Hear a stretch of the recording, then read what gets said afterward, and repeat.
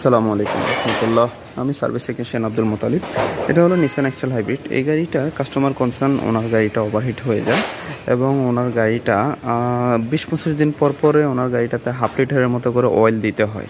উনি যখন গাড়িটা চালান ওনার গাড়িটা থেকে অয়েল কমে যায়। তো এবং ওনার গাড়িটা গিয়ারের প্রবলেম ছিল, আমরা সেটা নিয়েও কাজ করতেছি। তো আসেন, কেন অয়েলটা কমে যায় সেই বিষয় নিয়ে কথা বলবো। আপনারা দেখতেই পাচ্ছেন, এটা হচ্ছে ইঞ্জিন ম্যানুয়াল সিল বলে এখানে। এই যে এখান দিয়ে দেখতে পাচ্ছেন একটা লিকেজের ব্যবস্থা দেখা যাচ্ছে, যেটা কালো হয়ে আছে। এটাই মূলত হলো ওনার গাড়িটা যখন রানিং হয়, যখন চলে, তখনই এখান দিয়ে ফোটা ফোটা করে অয়েলটা পড়ে। তো আমরা এই সমস্যাগুলো নিয়ে অ্যাভেলেবেল